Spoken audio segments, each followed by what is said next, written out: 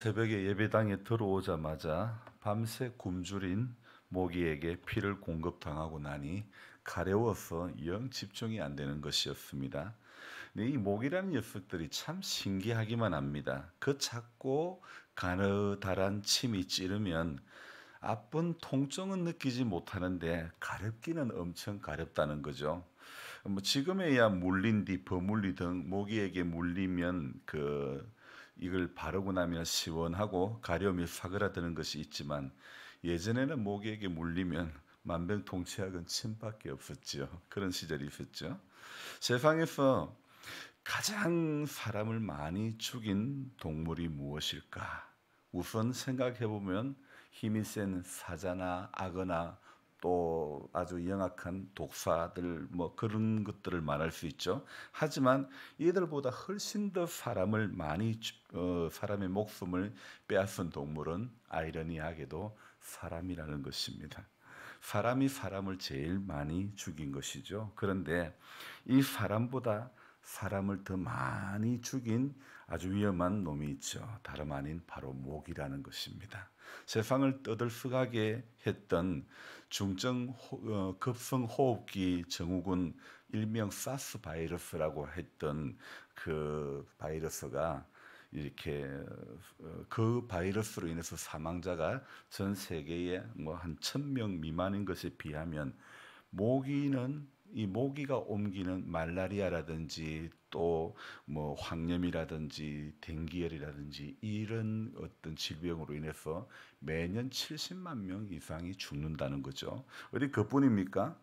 우주선으로 사람을 이렇게 달에 또 지구에서 그렇게 먼 곳에 빛의 속도로 도착할 수 있을 빛의 속도로 가야 되는 그 먼 곳까지도 그 우주선을 보내고 하지만은 그러나 그런 것이 또 지금은 놀랄 일이 아닌 이런 과학의 시대를 살고 있지만 그러나 이런 놀라운 지혜로 세상을 살아가는 인간이요 고작 2mg밖에 안 되는 이 모기에게 당하고만 있다는 것이 너무 우스운 일이 아닐 수 없지요.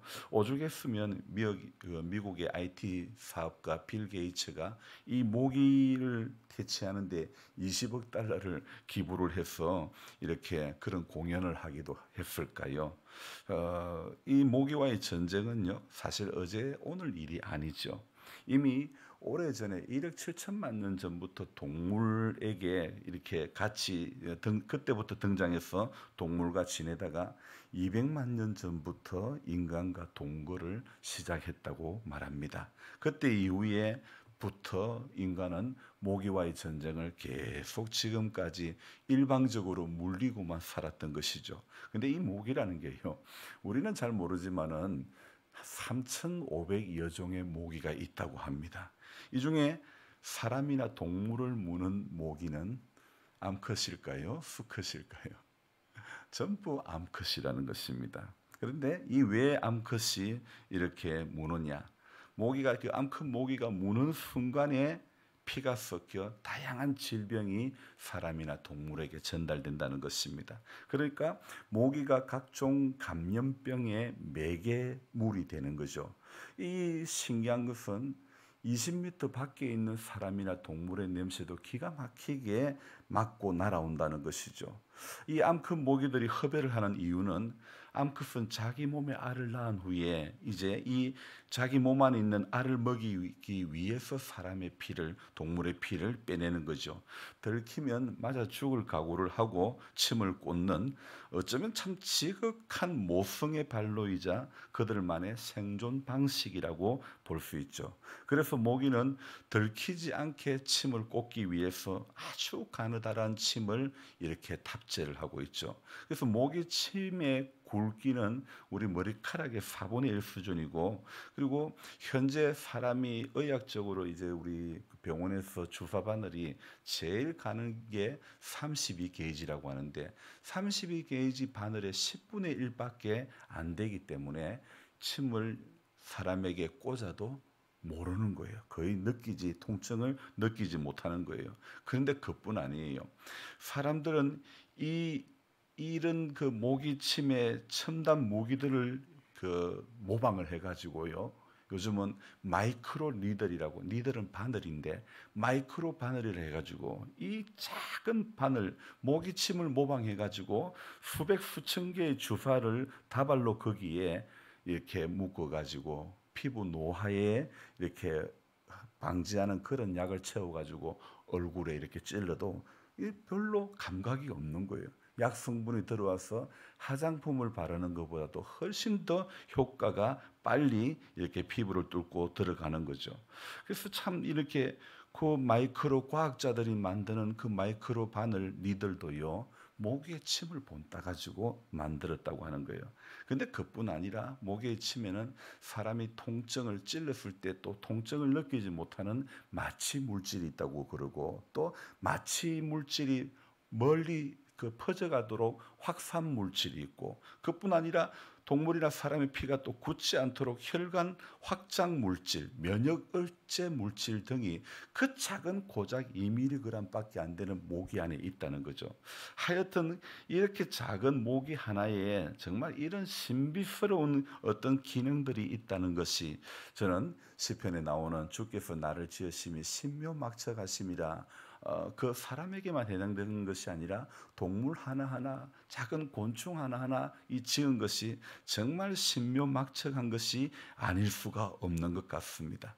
이렇게 작은 모기이지만은 그렇게 탑재된 가느다란 침은 얼마나 많은 사람들의 숫자를 죽였는지도 모릅니다. 침을 찌를 때에 감염균들이 그 침을 통하여 사람에게 균이 섞이게 하고 결국은 수많은 질병을 옮기는 매개체가 되고 마는 것이죠. 여러분, 이스라엘 백성들도 마찬가지입니다. 이방 종교와 섞임으로 이스라엘 백성들이 영적 질병이 되는 것입니다. 마귀에게 찔리면 바로 이와 같이 되는 거죠. 오늘 열왕기야 이 17장의 이야기는요, 바로 이 섞이는 혼합 종교에 대해서 말씀을 하고 있습니다. 열왕기하 17장 33절을 우리가 같이 한번 더 읽습니다. 이와 같이 그들이 여호와도 경외하고 또한 어디서부터 옮겨왔던지 그 민족의 풍속대로 자기의 신들도 섬겼더라. 이 말씀 무엇입니까? 섞였다, 혼합 종교에 대한 그 이야기 아닙니까?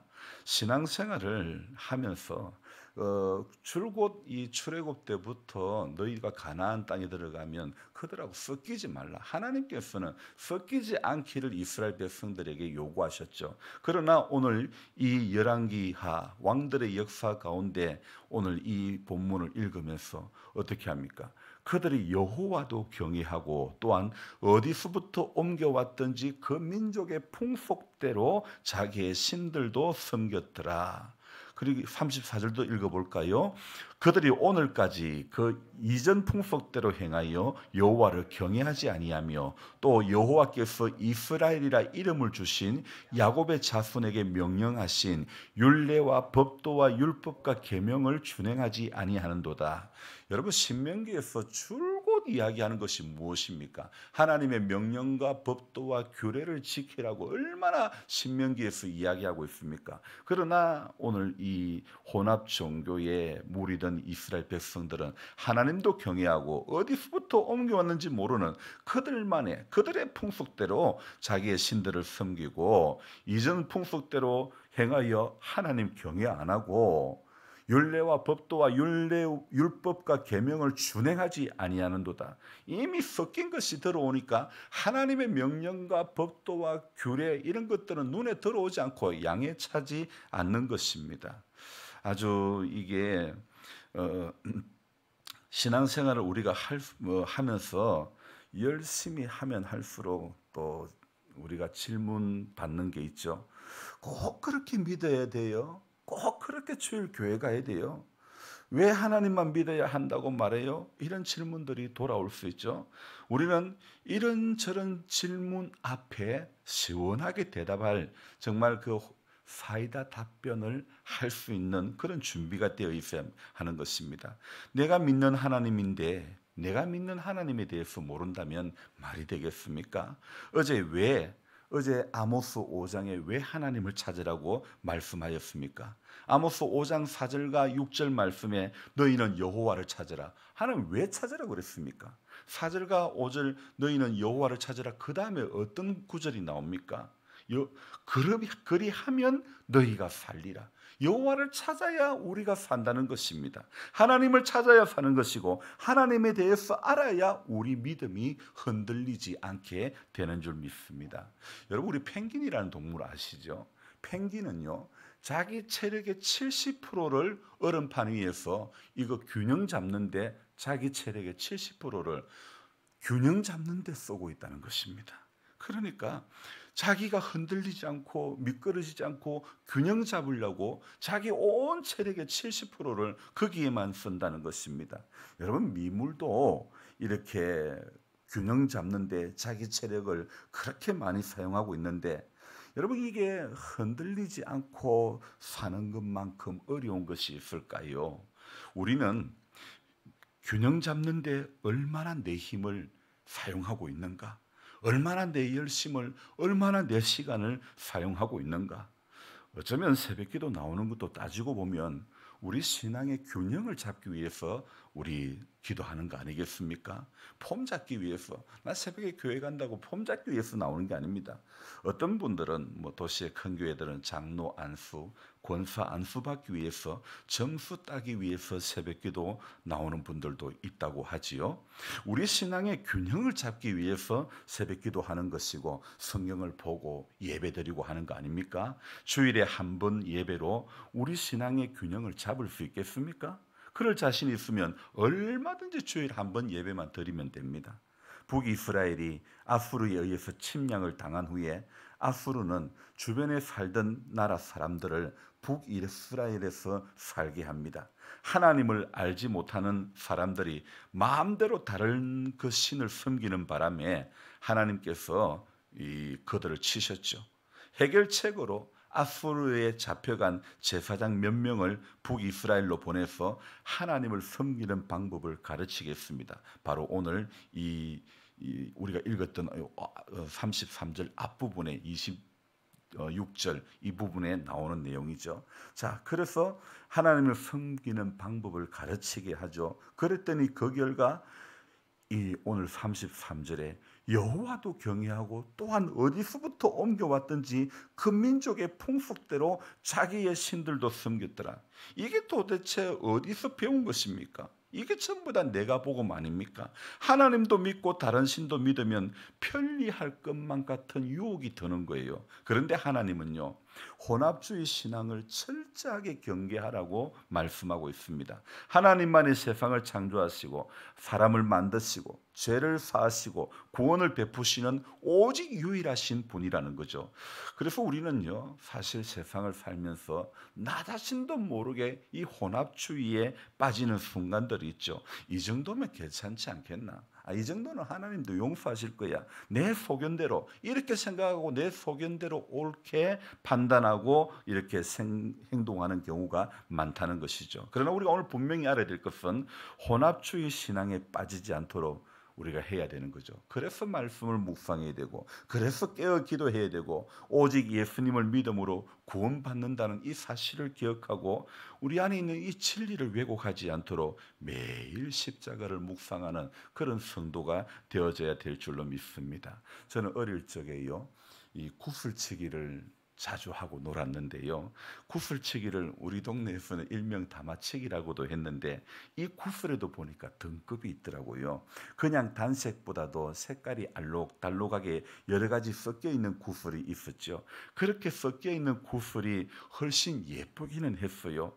그래서 저는 제 친구와 저는요, 그 여러 가지 색깔이 섞여 있는 구슬을 아이노꼬라 그랬어요. 혼혈아라는 것이죠. 혼혈이라는 말이죠. 구슬에 섞인 것이 예쁠지는 몰라도 저는 이런 생각해 봅니다. 우리 신앙은 단색이어야 된다. 하나님을 향한 단색을 되어야 된다. 카멜로운 신앙이 되어서는 안 된다는 것입니다. 세상에 가면 세상의 색깔을 너무 잘 내고 교회에 오면 교회 색깔을 너무 잘 내는 그런 기회주의자와 같은 그런 사람이 되면 안 되는 것입니다.